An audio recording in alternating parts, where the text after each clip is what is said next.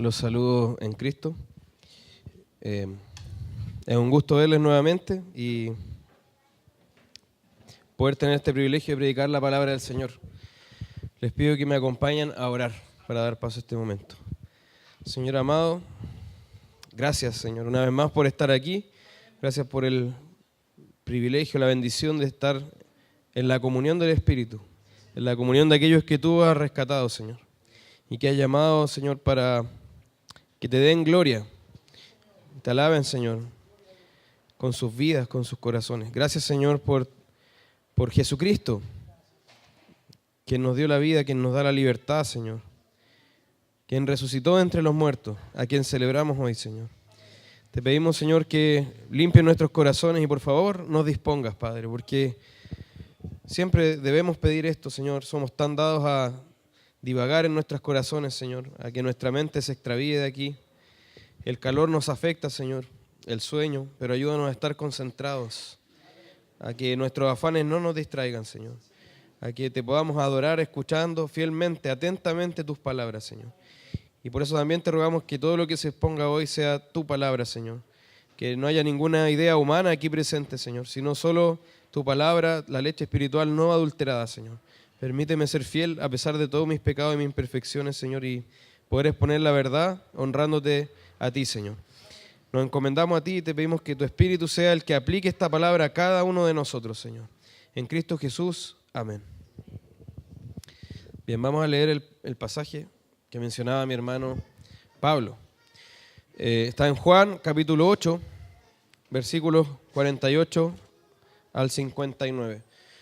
Les pido perdón porque como mencionábamos en la oración de la mañana estoy algo enfermo, así que si por ahí tengo dificultades para hablar, les pido su compasión. Juan 8, 48 al 59. Dice la palabra del Señor: respondieron entonces los judíos y le dijeron: ¿no decimos bien nosotros que tú eres samaritano y que tienes demonio? Respondió Jesús: yo no tengo demonio, antes honro a mi Padre y vosotros me deshonráis. Pero yo no busco mi gloria, hay quien la busca y juzga. De cierto os digo, que el que guarda mi palabra nunca verá muerte. Entonces los judíos le dijeron: ahora conocemos que tienes demonio. Abraham murió y los profetas, y tú dices: el que guarda mi palabra nunca sufrirá muerte. ¿Eres tú acaso mayor que nuestro padre Abraham, el cual murió? Y los profetas murieron. ¿Quién te haces a ti mismo? Respondió Jesús: si yo me glorifico a mí mismo, mi gloria nada es. Mi Padre es el que me glorifica, el que vosotros decís que es vuestro Dios. Pero vosotros no le conocéis. Mas yo le conozco, y si dijere que no le conozco, sería mentiroso como vosotros. Pero le conozco y guardo su palabra. Abraham vuestro padre se gozó de que había de ver mi día, y lo vio y se gozó. Entonces le dijeron los judíos: ¿aún no tienes 50 años y has visto a Abraham? Jesús les dijo: de cierto os digo, antes que Abraham fuese, yo soy. Tomaron entonces piedras para arrojárselas, pero Jesús se escondió y salió del templo y atravesando por en medio de ellos, se fue. Amén. Entonces el mensaje de hoy se titula Jesús, Señor de Abraham. Y este pasaje del que hablamos hoy es la conclusión de una sección que comienza en el capítulo 7. O sea, estamos viendo, imagínense, un gran episodio, que es la fiesta de los tabernáculos, ¿cierto? Que ocupa estos dos capítulos. Y se trata precisamente de la aparición pública de Jesús en esta fiesta, donde dijimos que había poca gente o mucha gente. Mucha gente. Venía gente de todas las regiones del imperio, ¿cierto? Judíos de todas las regiones del imperio peregrinaban hacia Jerusalén y asistían a esta fiesta en la que estaba ordenada por el Señor, de hecho, ¿cierto? En su ley. Y todos se regocijaban en estos días, estaban en un ambiente de fiesta, de celebración. Y Jesús aparece ahí públicamente. Ahora apareció, no sé si ustedes recuerdan, pero ¿apareció desde el comienzo? No. ¿cierto? Él se va revelando progresivamente. No apareció desde el comienzo, sino que subió a la mitad de la fiesta y subió oculto, ¿cierto? Se dice subió porque tenían que ir, Jerusalén estaba hacia arriba, ¿cierto? Tenían que subir. Ahora, los líderes religiosos tenían un odio hacia Jesús. ¿Se acuerdan desde cuándo venía ese odio? ¿Cómo? Capítulo 5, muy bien. ¿Desde qué situación venía ese odio hacia Jesús? Cuando Él sanó al paralítico, en el día de reposo, ¿cierto? Desde ese momento dice que lo querían matar, porque su enseñanza, la enseñanza de Cristo, contradecía las tradiciones humanas que ellos tenían, pero que ellos enseñaban como si fueran mandatos de Dios. Entonces, para ellos estas tradiciones que eran simplemente de hombres, ellos la tenían como en lo más alto, como si fuera palabra de Dios. Y Jesús contradecía esas tradiciones, ¿cierto? Para ellos era insoportable que Jesús cuestionara lo que sus antepasados le habían dejado como religión. En esta porción de la palabra, entonces, veremos la tensión, una vez más, la tensión que se produce entre la enseñanza de Cristo y su revelación acerca de quién es Él, y por otra parte, la reacción de los judíos, quienes se endurecen en su incredulidad. Y por último vamos a ver las palabras que Jesús tiene para quienes son sus verdaderos discípulos. Gracias. Yo estaba preguntándome qué habría pasado con el agüita. Muchas gracias. Ella siempre ahí fiel con su servicio de traer el agüita.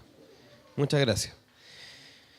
Bien, entonces lo primero que vemos es la incredulidad homicida de los judíos. Incredulidad homicida de los judíos. El pasaje comienza con la respuesta de ellos, ¿cierto? Y si es una respuesta, significa que se refiere a lo que se habló antes, ¿cierto? A lo que se habló arriba. Es una respuesta ante lo que Jesús les acababa de decir. ¿Qué les acababa de decir Jesús? Que su padre no era Abraham, sino que era el diablo, ¿cierto? Ya que ellos querían hacer las obras del diablo, quien es mentiroso y homicida desde el principio, ¿cierto? Ellos amaban la mentira. ¿Cuál es el criterio o el parámetro que Jesús tuvo para saber si ellos eran hijos de Dios o hijos del diablo? La reacción que ellos tuvieron ante su palabra. Así de sencillo. Mi palabra no haya cabida en vosotros, les dijo. O sea, no es solo que ellos se opusieran directa y abiertamente a toda su palabra. Bastaba simplemente no aceptarla, porque la palabra no hallara cabida en ellos, para que ellos amaran realmente la mentira y fueran hijos del diablo. Y también eran homicidas, ¿cierto? El diablo es homicida desde el principio. Ellos odiaban la verdad y querían matar a quien la predica y quien vive esa verdad. Y esto obviamente se aplica en un nivel supremo a Jesús, quien es la misma verdad, ¿cierto? Es la verdad hecha hombre. Entonces esta porción que concluye la gran sección que comenzó en el capítulo 7 nos muestra la incredulidad de los judíos, ¿cierto? Y cómo aquí en esta parte final se saca el velo esta incredulidad y muestra su rostro más horrible, ¿cierto? Que es un rostro rebelde y homicida. Decíamos que Cristo se fue revelando progresivamente, ¿cierto? Él fue mostrando quién es Él poco a poco, pero también eso fue pasando con la incredulidad de los judíos. También se fue mostrando progresivamente más y más la incredulidad. A medida que Jesús iba revelando más de sí mismo, ellos iban manifestando su incredulidad tal como era, ¿cierto? Al principio, la incredulidad los llevaba a manifestar ciertas dudas, ¿cierto? No sabemos de dónde viene, no sabemos quién es. Ciertos cuestionamientos y menosprecio a Cristo. Pero ya ante la plena revelación de Jesús, esa incredulidad se manifiesta con su cara de la rebelión y el homicidio. Los lleva a querer matar a Cristo, que en realidad es como homicidio deicidio, ¿cierto? Porque querían matar a Dios hecho hombre. Ahora, nosotros podemos presumir, ¿cierto? Podemos imaginar que cuando ellos respondieron ya no estaban hablando, sino que estaban ladrando, ¿cierto? Cuando ellos respondieron esto. Lejos de meditar en sus caminos por la palabra de Jesús, ellos afirmaron, se plantaron en su propia prudencia, en su propia sabiduría, ¿cierto? Y se dirigieron contra la persona de Jesús. Son insultos contra la persona de Jesús. llamándolo samaritano y endemoniado, que eran los peores insultos que ellos tenían a la mano en ese momento, ¿cierto? Como para lanzar como flechas encendidas a Cristo. Recordemos que los judíos odiaban profundamente y menospreciaban profundamente a los samaritanos. ¿Recuerdan eso? Ellos consideraban a los samaritanos como una raza corrupta, una raza impura, hijos de fornicación entre israelitas y los pueblos paganos, ¿cierto? Eran la mezcla entre los israelitas y los paganos que llegaron a colonizar, a invadir esa zona. Ellos estaban insinuando que Jesús también era hijo de fornicación y que es un corrupto e impuro de espíritu, porque los samaritanos no era solo que se habían mezclado, no era la parte más importante, que ellos se hubieran mezclado en cuanto a su descendencia, ¿cierto? Sino que habían asumido, habían mezclado las religiones, ¿cierto? Habían guardado cierto culto a Dios, pero totalmente corrompido. Entonces ellos le estaban diciendo a Jesús que era un hijo de fornicación, un bastardo, ¿cierto? Pero además que era un corrupto de espíritu. Tenía una religión, una espiritualidad corrompida. Y además le estaban diciendo endemoniado. ¿Qué implica decirle endemoniado? Que las palabras que Jesús estaba diciendo venían de Satanás. Eso es lo que le estaban diciendo a Jesús. Tú hablas palabras diabólicas. Satanás habla por tu boca. Imagínense, eso le estaban diciendo a Jesús. Dice J.C. Ryle, los sobrenombres, insultos y el lenguaje violento son las armas preferidas del diablo. Cuando otros medios fallan, él manda a sus siervos a que azoten con la lengua. ¿Cuántas veces nosotros participamos de estas armas diabólicas? ¿Cuántas veces lo hacemos con nuestros propios seres queridos? ¿Cuántas veces lo hacemos con nuestros hermanos? ¿Cuántas veces lo hacemos con aquellos a quienes Dios nos manda amar? ¿Cierto? Estas son armas diabólicas, debemos saberlo. Sobrenombres, insultos, lenguaje violento. El Señor nos libre de todas estas cosas. Si nuestro maestro fue insultado de una forma tan insolente, imagínense decirle a Jesús, Dios hecho hombre, tú eres un corrupto, un bastardo y un endemoniado. Si Jesús fue insultado así, no debemos extrañarnos si a nosotros nos pasa lo mismo cuando prediquemos la verdad. Obviamente si nos pasa porque nosotros hicimos daño a alguien, no nos tenemos que extrañar tampoco, pero ahí nos merecemos eso, ¿cierto? Pero si lo hacemos por predicar la verdad, estamos recibiendo finalmente los insultos que van dirigidos a Dios primeramente, ¿cierto? Porque ellos no nos odian a nosotros directamente, sino que odian primero a Dios. Y porque nosotros hablamos las palabras de Dios, nos odian también a nosotros. El mundo odia al Señor con una furia homicida. Una furia homicida. Si ustedes recuerdan, cuando hablamos de Apocalipsis, capítulo 13, ¿cierto? Cuando se habla de la bestia, el falso profeta, ¿qué está haciendo ahí el mundo? Está levantando un gobierno, ¿cierto? Que quiere usurpar el trono de Dios y el gobierno de Dios. Los hombres están levantando un gobierno rebelde. Esa es su característica principal, rebelde a Dios. ¿Y qué está mostrando eso? Si ellos pudieran matar a Dios, si ellos tuvieran un cuchillo espiritual y pudieran clavarlo en el pecho de Dios y eliminarlo, lo harían.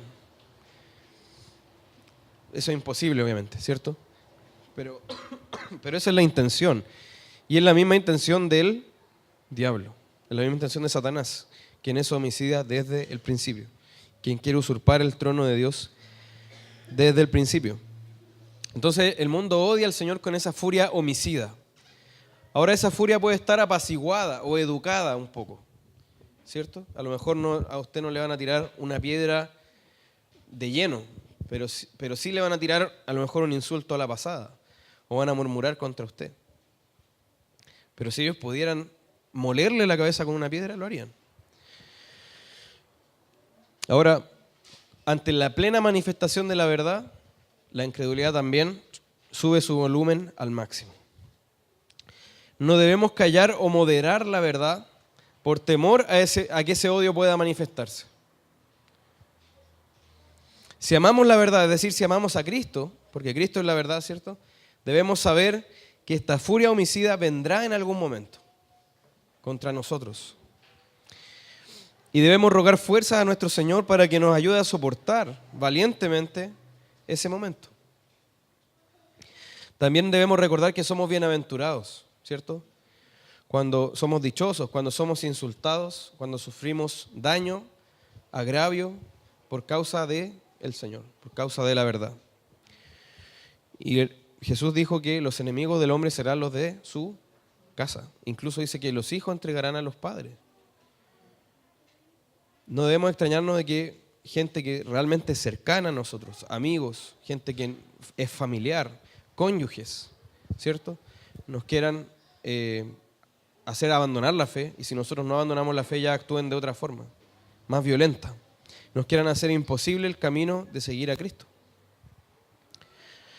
Ahora, la respuesta de Jesús, como bien mencionó Pablo durante el culto, ante esta insolencia tan grande, también nos debe servir a nosotros de ejemplo, ¿cierto? Porque él podría haberlo fulminado en el acto. ¿Cómo se atreven a decirle samaritano y endemoniado y bastardo? Él podría simplemente haberlos borrado de ahí, ¿cierto? O haberlos sometido a una tortura tremenda por lo que hicieron. Pero él respondió lleno de mansedumbre, con un dominio propio impresionante, ¿cierto? Con una prudencia impresionante. ¿Cierto? Veamos la respuesta. Dice, yo no tengo demonio. Yo no tengo demonio. Antes honro a mi Padre y vosotros me deshonráis. Esto también es importante, hermanos. Si alguien nos insulta por predicar la verdad, nosotros no podemos agarrar del cuello a esa persona y estrangularla, ¿cierto? No podemos tampoco tomarlo como si fuera un insulto personal para nosotros y por nuestro orgullo herido quiere responder igual, ¿cierto? O te dejo peor. Si tú me insultaste, yo te insulto el doble, ¿cierto? Te dejo peor que como tú me quieres dejar a mí. No. Debemos responder con mansedumbre y este ejemplo debemos tenerlo muy en cuenta de Cristo, nuestro ejemplo supremo, ¿cierto? Ahora, él respondió con mansedumbre y con prudencia, pero con la verdad, ¿cierto? Y en realidad no debería ser un pero, sino que respondió con humildad, mansedumbre, prudencia, diciendo la verdad, ¿cierto? En ningún caso la humildad implica quitarle partes a la verdad. En ningún caso la humildad implica, ¿cierto?, podar la verdad. Nosotros podemos decir toda la verdad con humildad y con mansedumbre. Y debemos hacerlo así, ¿cierto? Les dejó claro a ellos que estaban en veredas totalmente opuestas. Totalmente opuestas. ¿Por qué? Los judíos atribuían las palabras de Jesús ¿a quién?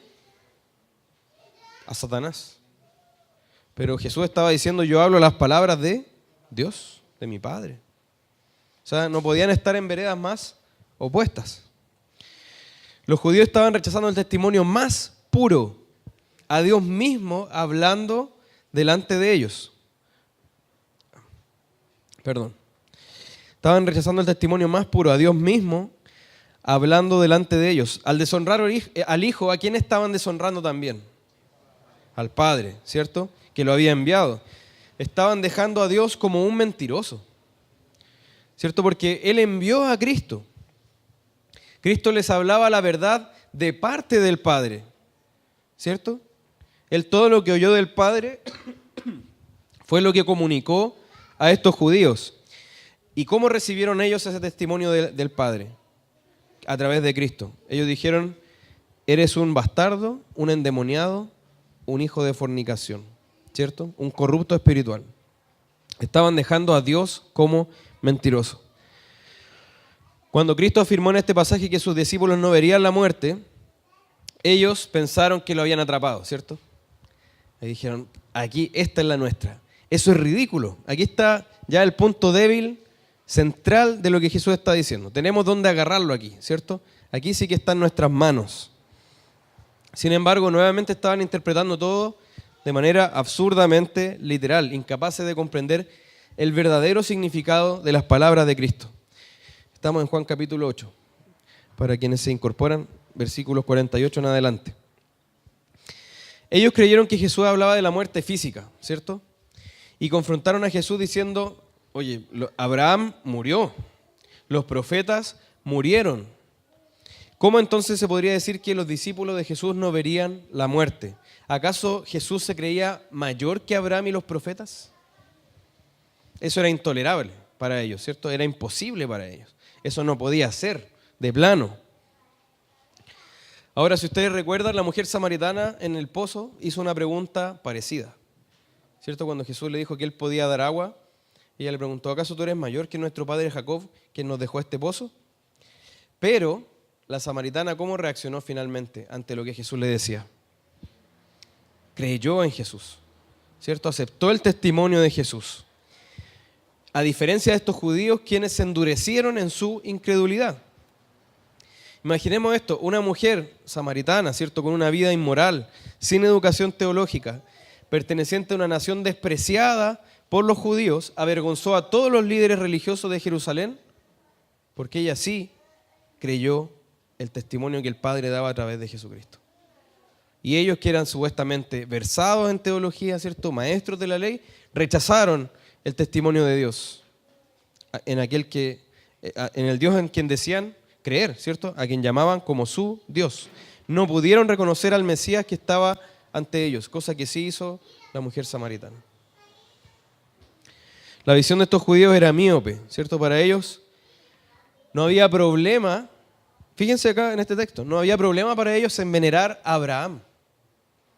No había problemas para ellos en venerar a los profetas, a los muertos, ¿cierto? A sus antepasados judíos.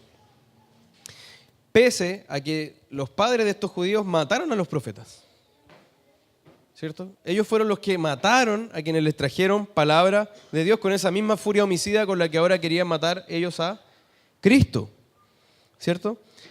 Pero ellos no tenían problema en venerar a los muertos. Les parecía una locura que Jesús pudiera creer que era mayor que ellos. Esto pese a que tanto Abraham como los profetas murieron esperando en fe la venida de Cristo. Ellos murieron esperando a este que estaba hablando aquí frente a ellos, el Mesías. Ellos clamaban ser herederos y representantes de Abraham y los profetas, pero no fueron capaces de reconocer al Cristo al que había de venir, que fue lo que Abraham y los profetas más anhelaron ver, ¿cierto? Ellos anhelaban ver a este que había de venir. Esto nos muestra algo propio de las religiones que inventan los hombres, ¿cierto? Que es que exaltan a los hombres.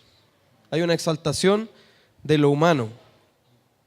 Muchas veces estas religiones ven a Jesús como lo absoluto, a Dios como lo absoluto y lo alcanzable, ¿cierto?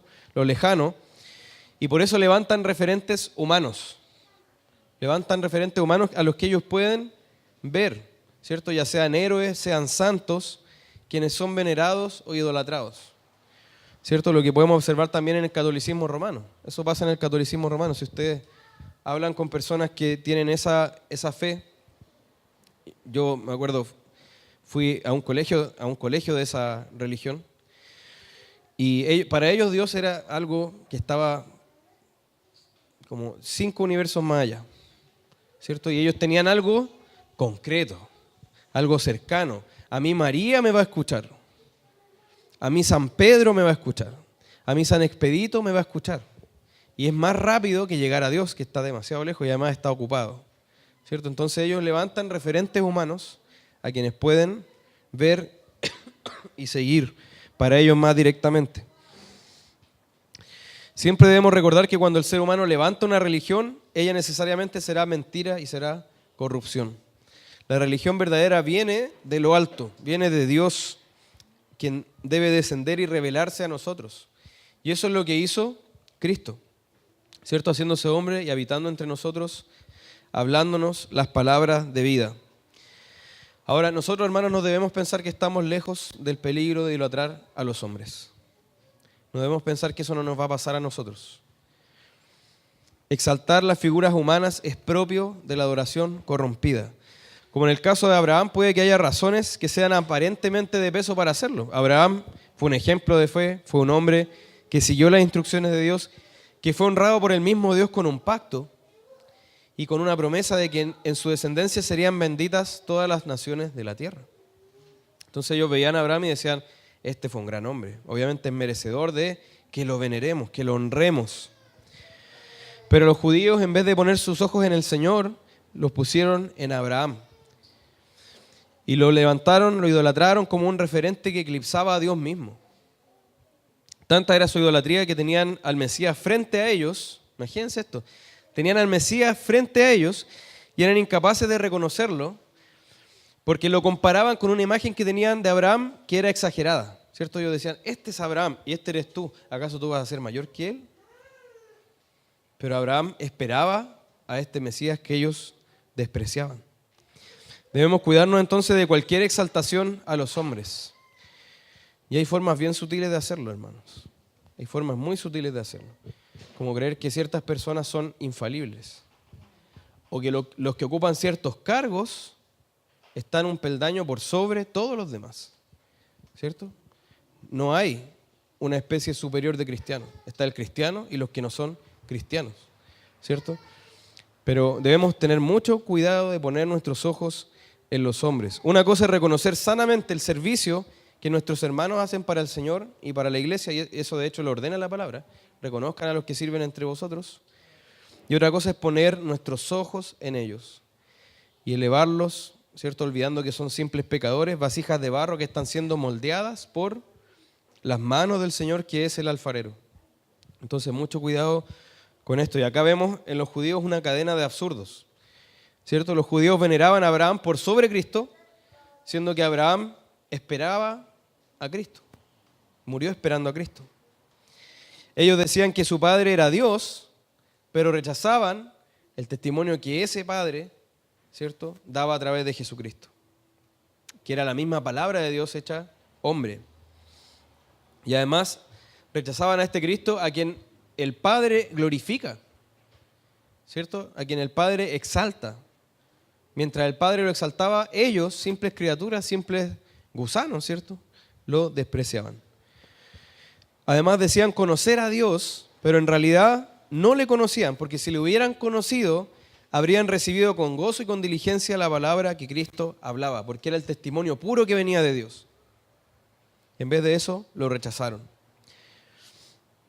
Y acá debemos ver lo que Cristo dice aquí. Yo le conozco, ustedes no le conocen, pero yo le conozco. Y nadie conoce al Padre como Cristo, porque Él es uno con el Padre. Entonces, las palabras de estos judíos destilaban menosprecio, destilaban insolencia hacia Cristo. Esa es otra característica de las religiones humanas. Menosprecian y son indiferentes o rechazan a Cristo. No lo ven como necesario, ¿cierto? Las religiones humanas están llenas de vanidad y soberbia y además de mentira. Los seguidores de estas religiones creen poder agradar a Dios y ganarse su favor sin necesidad de Cristo. Pero todavía queda la manifestación plena de esta incredulidad homicida. La vamos a ver en este punto que viene ahora, ¿cierto? Que es Jesús y su gloria. Decíamos que en la fiesta de los tabernáculos Jesús se fue presentando progresivamente. ¿Se acuerdan? Se fue presentando desde el capítulo 7 progresivamente y enseñando también su doctrina, siempre dejando en claro su unión con el Padre, que nadie más comparte. Esa unión es única que Cristo tiene con el Padre. Así, si nosotros vemos a lo largo del capítulo 7 y del 8, vamos a ver que Jesucristo enseñó presentando sus palabras como las palabras de Dios, exactas. No es que Él solamente habló algunas palabras de Dios. Todo lo que Él habló fue palabra de Dios mismo. Y afirmando que Él comunicó lo que había oído del Padre. Eso implica que Jesús salió del Padre, ¿cierto? Estaba en su presencia directa. Como dice también al comienzo de este evangelio. En el principio era el Verbo y el Verbo era con Dios. Y el Verbo era Dios. ¿Qué dijimos que significaba verbo? Palabra, ¿cierto? La palabra era con Dios, era en el principio, ¿cierto? El verbo, la palabra era con Dios y la palabra era Dios, ¿cierto? Y esta era en el principio con Dios. Nadie puede decir lo mismo, nadie. Ni el mejor maestro, ni el más preparado tiene una enseñanza tan pura como la de Cristo. Porque sus palabras son exactamente las palabras de Dios. Y esto porque Él es la palabra de Dios hecha hombre, ¿cierto? El verbo, la palabra, vino al mundo, se hizo hombre, habitó entre nosotros. Además, en esta fiesta de los tabernáculos, Él se presentó como fuente de agua viva. ¿Se acuerdan? Aprovechando que había un rito con el agua donde ellos agradecían por la provisión que Dios les daba a ellos de agua, Jesús dijo, si alguno tiene sed, que venga a mí y beba. ¿Cierto? ¿Qué significa esto? Jesucristo es el único que puede satisfacer realmente todas las necesidades más profundas del hombre. Él es el único que puede saciar verdaderamente la sed y dar alivio a nuestras almas. Nadie puede decir esto. Ni el ángel más lleno de gloria puede decir que es la fuente de agua viva. Solo Dios puede afirmar tal cosa, ¿cierto? De sí mismo. Luego les enseñó que Él es la luz del mundo. Esto significa que Él venía a alumbrar a un mundo que estaba bajo las tinieblas de la muerte y del pecado. ¿Cierto? Solo Dios es luz eterna, solo Dios es luz que resplandece para siempre y que no puede ser vencida por la oscuridad. Solo Dios puede decir que es la luz del mundo y disipar las tinieblas del pecado y la muerte. Y eso es lo que dijo Cristo. Después se presentó como aquel en quien hay que creer para tener vida. ¿Cierto? Les dijo, si no creéis que yo soy, en vuestros pecados moriréis. A esta altura, quien diga eso, obviamente no es un simple hombre, ¿cierto? O no se está presentando como un simple hombre. A esta altura está claro que la enseñanza de Cristo lo exalta muy por sobre un maestro común y lo presenta como el enviado de Dios para la salvación del mundo. Y esto queda también más claro cuando Él se presenta como nuestro libertador, que es el pasaje que estábamos viendo antes, ¿cierto? Las prédicas pasadas. Aquel que puede hacernos verdaderamente libres. Aquel que puede romper las cadenas de la más terrible de las esclavitudes, que es la esclavitud del pecado, de la que todos los seres humanos estamos cautivos, a menos que el Hijo nos libere, ¿cierto? Él es la verdad. El conocer la verdad nos hace libres, por lo que solo el Hijo puede hacernos verdaderamente libres. Pero ahora la revelación de Jesús llega a su punto máximo, ¿cierto? Lo que a la vez implica un golpe, ¿cierto? Un golpe en el núcleo de la religión humana de estos judíos. Por si a alguno le quedaban dudas sobre si Jesús estaba enseñando que Él es Dios o no, ahora queda más que claro. Queda completamente claro. Recordemos el propósito de Juan al escribir este evangelio, que está en el capítulo 20, ¿cierto? Versículos 30 y 31. Dice, muchas otras señales hizo también Jesús en presencia de sus discípulos que no están escritas en este libro, dice. Pero estas, o sea, lo que se escribió en este libro, se han escrito para que creáis que Jesús es el Cristo, el Hijo de Dios, y para que al creer tengáis vida en su nombre. Ese es el propósito de este evangelio. Presentar a Cristo como el Hijo de Dios, el enviado de Dios que da vida al mundo. Este evangelio presenta a Cristo en su gloria, como el enviado del Padre, como Dios viviendo y habitando entre nosotros. En cada pasaje nosotros podemos ver cómo Jesús es manifestado ante los judíos como aquel que había de venir, el Hijo de Dios. Pero a la vez vemos que los judíos lo rechazan una y otra vez en cada pasaje. Rechazan el testimonio de Dios y trágicamente aman más las tinieblas que la luz. Jesús deja claro en este pasaje que es el Padre quien lo exalta y lo glorifica, Y el Padre mismo también es quien juzga y condena a quienes rechazan a Cristo. Jesús no perseguía la gloria de los hombres. Jesús solo perseguía la gloria que viene del Padre. No es un simple palabrero que busca ser un caudillo, ¿cierto? Que aglutina a las masas. O un simple líder lleno de carisma, ¿cierto? Que busca el aplauso de las multitudes.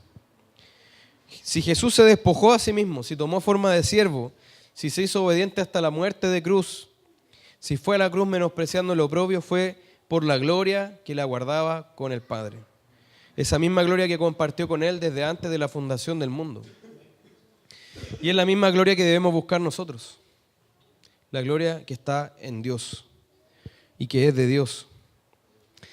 La Escritura nos habla de cómo el Padre glorifica al Hijo. Si ustedes recuerdan cuando fue bautizado y también cuando Jesús fue transfigurado en el monte, ¿qué dijo el Señor? Este es mi Hijo en quien tengo complacencia. Apuntó hacia Él. Cuando fue la transfiguración dijo, a Él oíd. También cuando Filipenses 2 habla de la obediencia ejemplar de Cristo, dice, por lo cual Dios, ahí se refiere a Dios Padre, también le exaltó hasta lo sumo y le confirió el nombre que es sobre todo nombre, para que al nombre de Jesús se doble toda rodilla de los que están en el cielo y en la tierra y debajo de la tierra, y toda lengua confiese que Jesucristo es el Señor, para gloria de Dios Padre. Es el Padre quien glorifica y exalta al Hijo. Y en Hechos 17, cuando Pablo predica a los atenienses, dice que Dios le levantó de los muertos, ¿cierto?, para certificar, dando fe, ¿cierto?, que esa obra fue suficiente.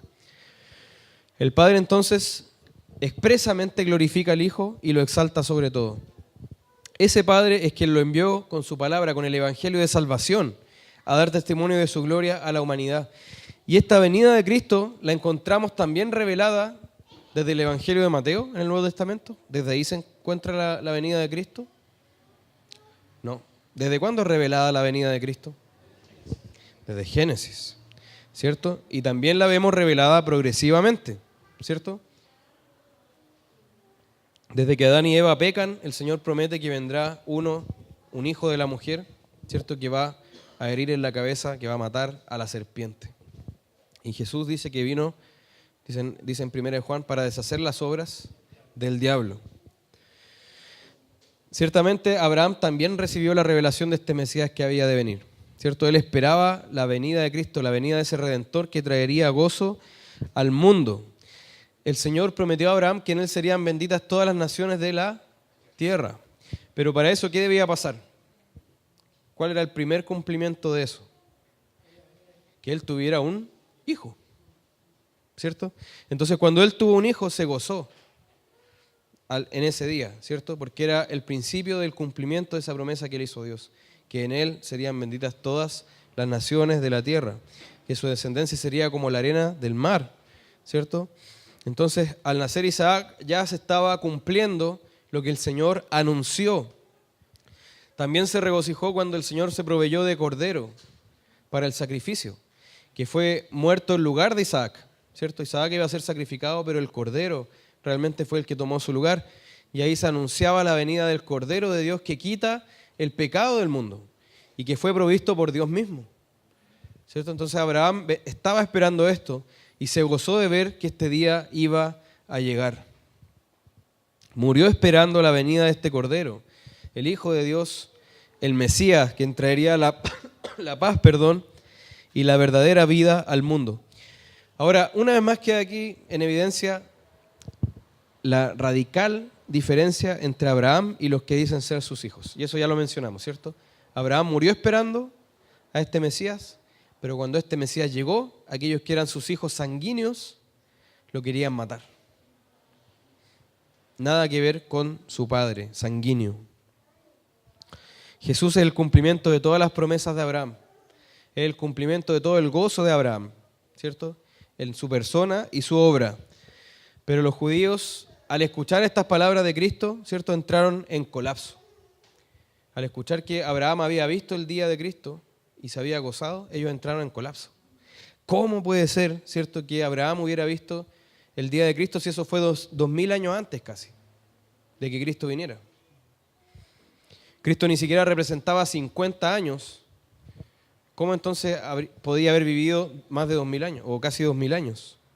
Para ellos era completamente un absurdo porque no veían nada celestial en Cristo. Para ellos era un simple hombre, ¿cierto? Era un simple rabí, como cualquier otro que enseñaba las Escrituras. Y probablemente lo veían inferior a ellos mismos, ¿cierto? Cristo ni siquiera nos llega a nosotros a los talones. ¿Cómo entonces él va a haber sido conocido por Abraham? Eso realmente es absurdo. Pero aquí es donde ya Cristo lanza toda la artillería, ¿cierto? Y ya no deja nada guardado. Y dice, de cierto os digo, o sea, algo solemne. Les va a decir algo muy solemne.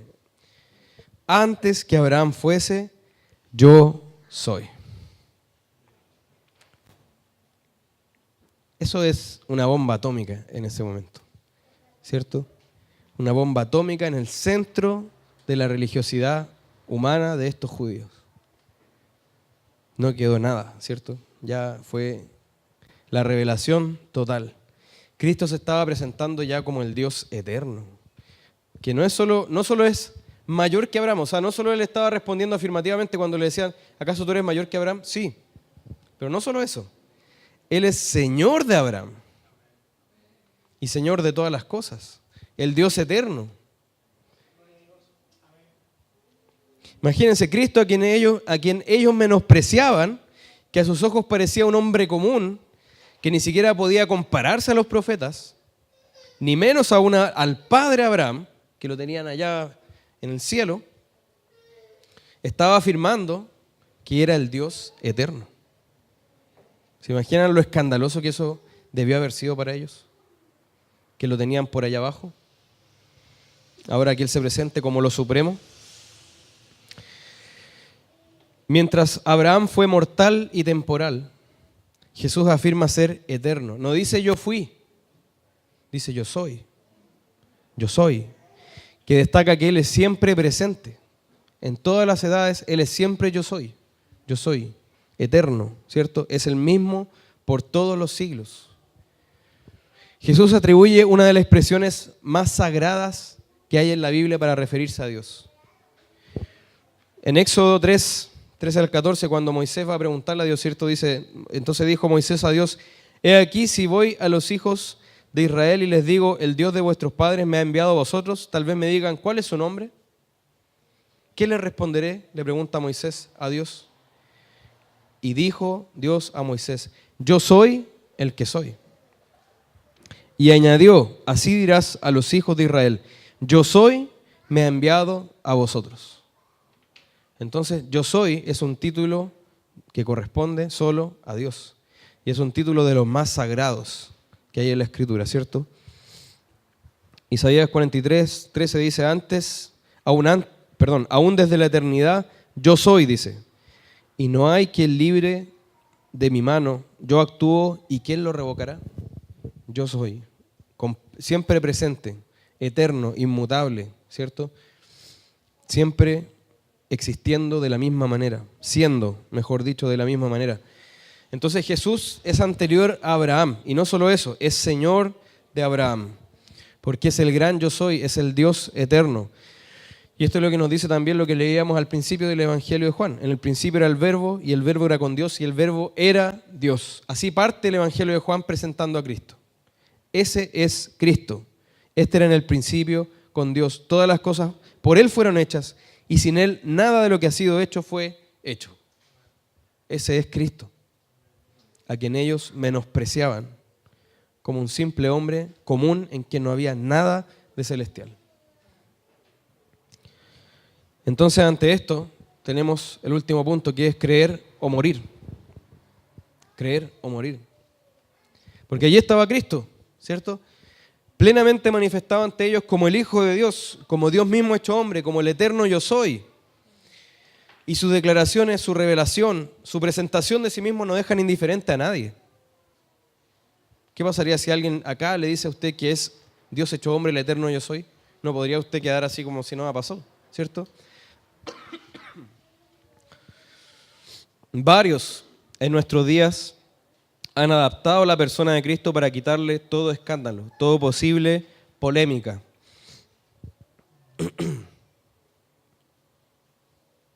Ahora en esto debemos ser claros, no es que Dios sea escandaloso, es que por nuestro pecado y nuestra maldad a nosotros la persona de Cristo nos parece escandalosa, ¿cierto? Entonces hay personas que han hecho todo lo posible para quitarle todo escándalo a Cristo, ¿cierto? Todo lo que a nosotros nos resulte escandaloso. Así pocos en el mundo se atreverían a rechazar la figura de Cristo como un pacifista, ¿cierto? Como al estilo Gandhi o al estilo Martin Luther King. O pocos en el mundo se atreverían a rechazar a Cristo como luchador de la justicia social, ¿cierto? Como el abanderado de los pobres. ¿Quién va a rechazar a Cristo? A ese Cristo. ¿Quién va a rechazar al Cristo maestro de la ética, ¿cierto? Al Cristo maestro del amor que dice amaos unos a los otros. Qué lindo, qué hermoso, ¿cierto? Hay hasta imágenes que ha hecho páginas, ¿cierto?, del mundo en donde se presenta a Cristo hablando, ámense los unos a los otros, y a los cristianos como gente cruel que no entendió este mensaje, ¿cierto?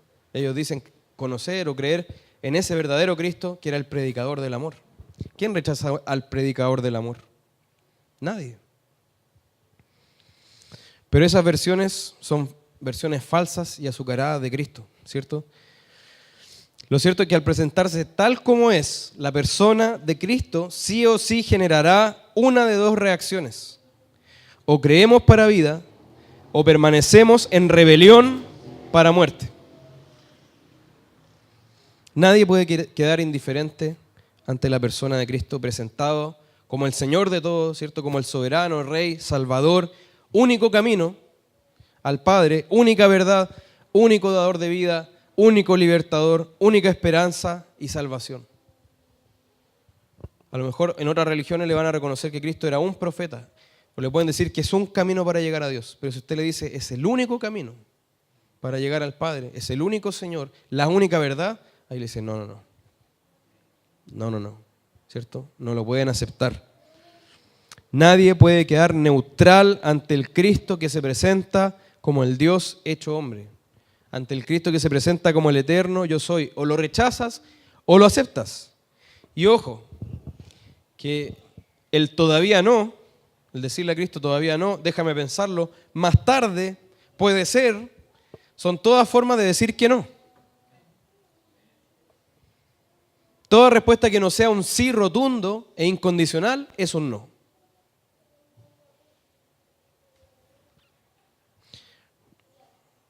Es que estas palabras de Cristo tienen mucha fuerza, hermanos. Tienen mucha fuerza. Llevan a un punto que en el que solo nos queda decidir, ¿cierto? Si nos hacemos sus discípulos y morimos a nosotros mismos para seguirlo, o si nos rebelamos contra Él y rechazamos su testimonio.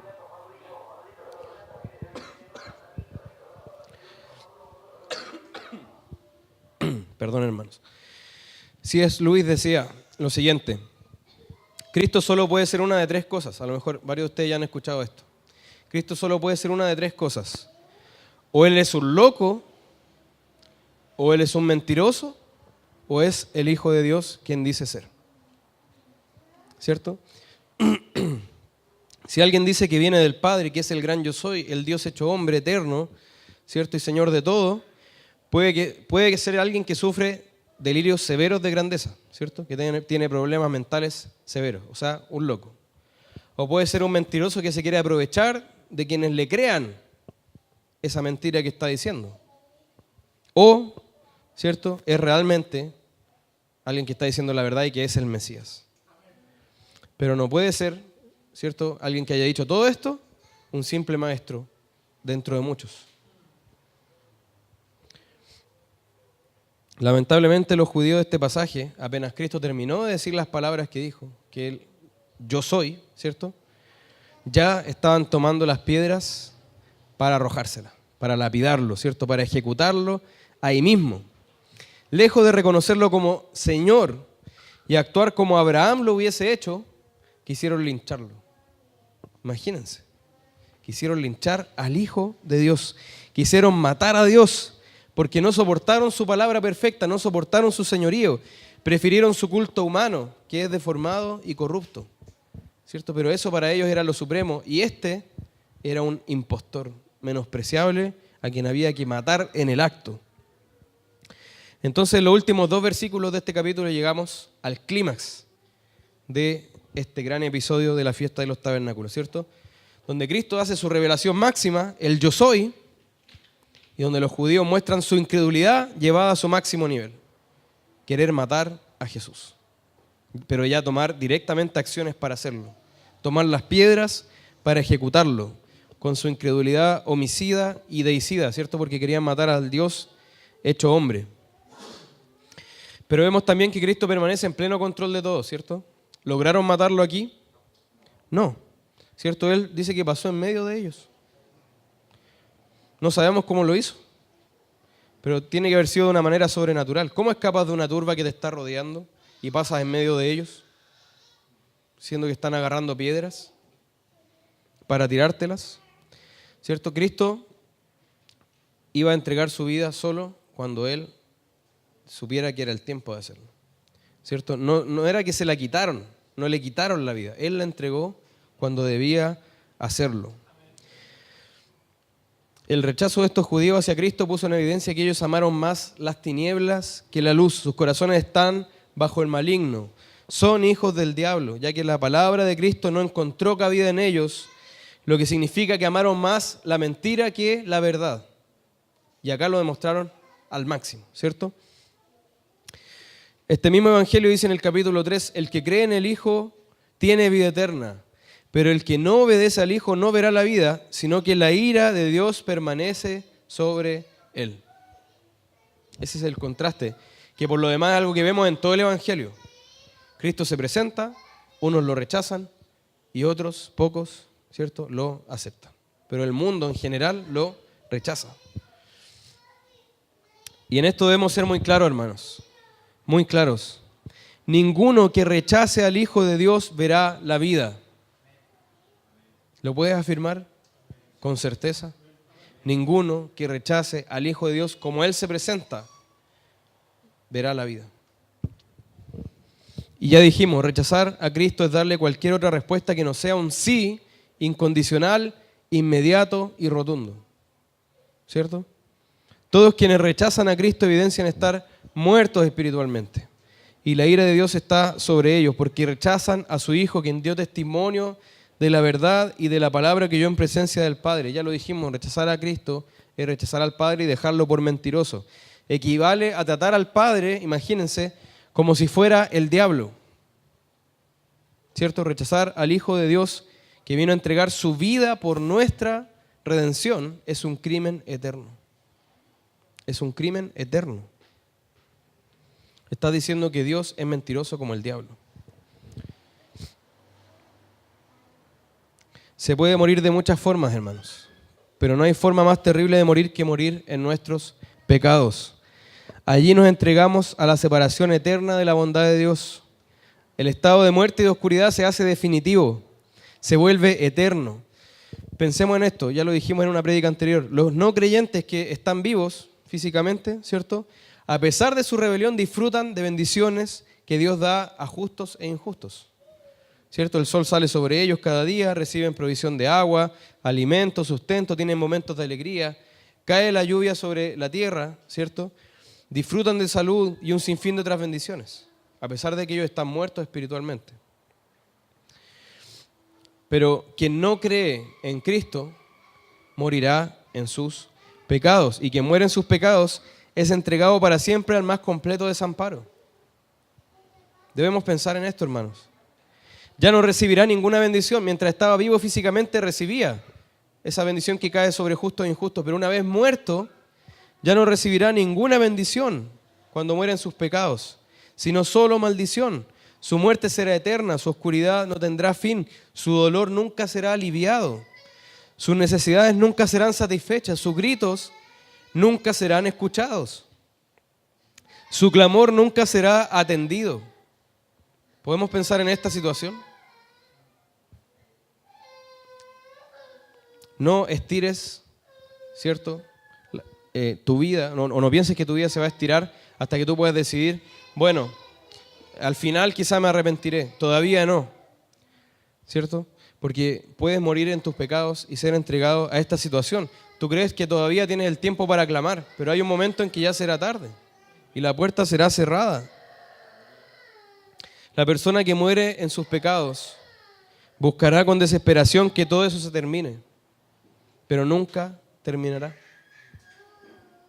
Nunca tendrá un momento de descanso, un momento de paz, no tendrá un momento de alivio, no tendrá un momento de pausa para su tormento.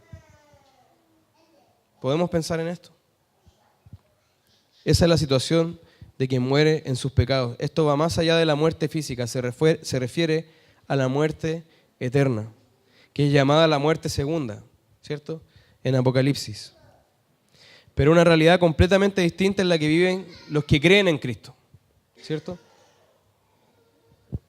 Cristo dijo en el versículo 51, de cierto os digo, o sea, va a decir algo solemne, que el que guarda mi palabra nunca verá muerte. Fijémonos que ya antes había dicho que quienes permanecen en su palabra son verdaderamente sus discípulos. Entonces aquí está hablando de quién, de sus discípulos, ¿cierto? Sus discípulos nunca verán esta muerte segunda, nunca verán esta terrible situación de la que yo estaba hablando. Quizás su cuerpo deje de tener aliento de vida por un tiempo, ¿cierto? Pero en el día final resucitará para vida eterna. Todo su ser, alma y cuerpo serán glorificados y estaremos con el Señor para siempre. Nos fijamos en el contraste inmenso que existe entre los que mueren en sus pecados y los que guardan la palabra de Cristo. Quienes guarden su palabra, es decir, quienes la aceptan por fe, la obedecen, permanecen en ella, se aferran a ella, viven por ella, quienes están en esta situación vivirán eternamente.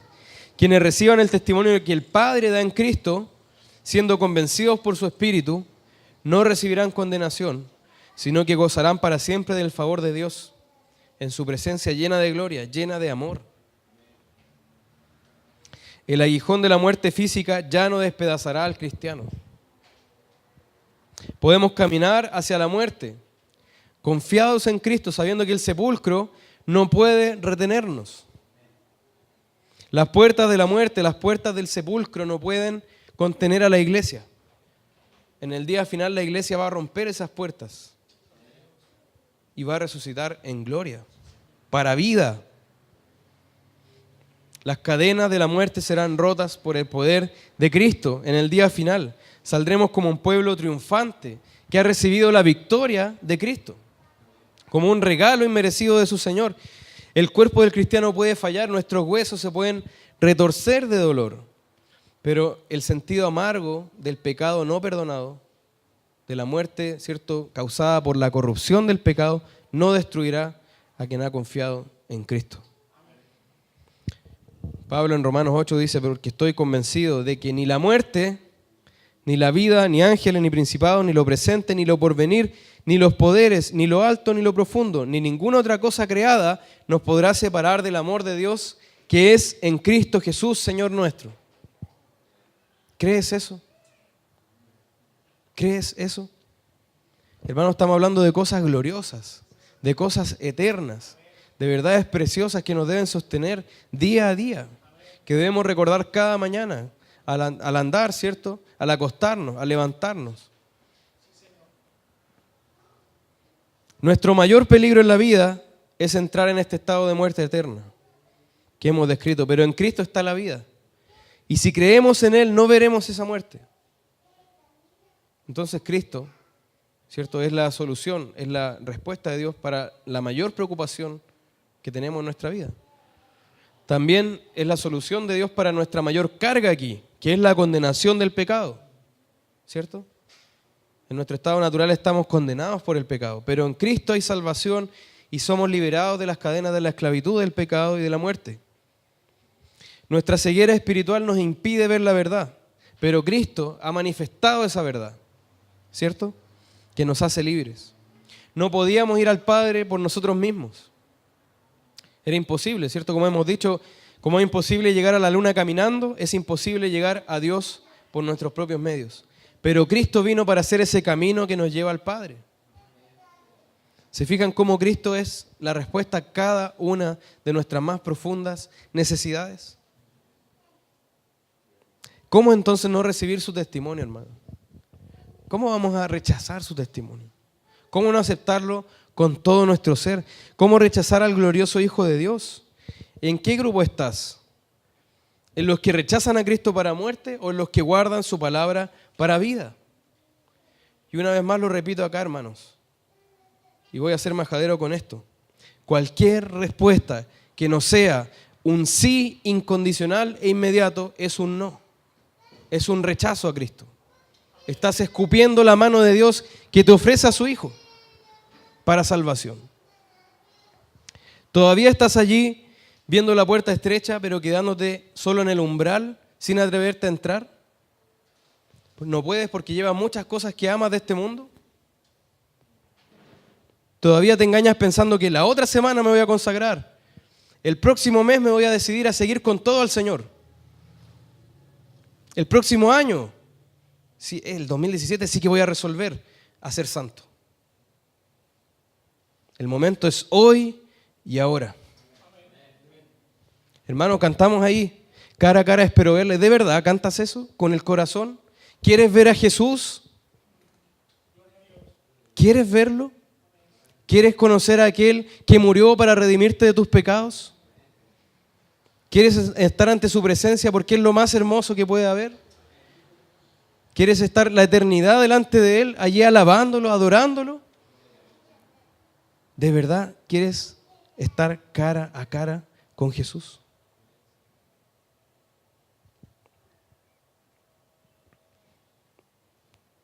La obediencia que se pospone es desobediencia.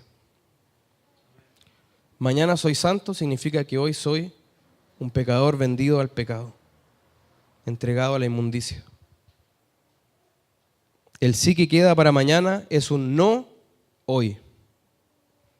No juegues con el Señor. No juegues con el Señor. Él es el gran yo soy. Él es el Dios eterno que vino aquí y habitó entre nosotros, que se hizo hombre, tomó forma de siervo, se hizo obediente hasta la muerte y muerte de cruz por nosotros. No juegues con ese Dios. ¿Cómo le vas a decir que no? ¿Cómo no le vas a decir que sí ahora? Ven a Cristo hoy. No cometas el crimen eterno de rechazar al Cordero de Dios. Recibe su testimonio, entrégale todo tu ser. No dejes nada para ti, no dejes nada para el mundo. Entrega todo tu ser al Señor. No hay bien fuera de Él. Él es digno de toda tu vida puesta a sus pies y nada menos. Termino con las palabras de 1 de Juan 5:12. El que tiene al Hijo tiene la vida. El que no tiene al Hijo de Dios no tiene la vida. Oremos. Señor amado, ayúdanos, Señor. Danos la valentía para seguir a Cristo, no importando lo que cueste, Señor. No importando lo que tengamos que dejar, porque nada se puede comparar a ti, Señor. Nada en este mundo puede ponerse al lado tuyo y siquiera mantenerse en pie, Señor. Tú eres supremo, tú eres soberano, tú eres Señor y eres digno de toda nuestra vida. Eres digno de que reconozcamos a ese Cristo, que es el gran yo soy, el Dios eterno.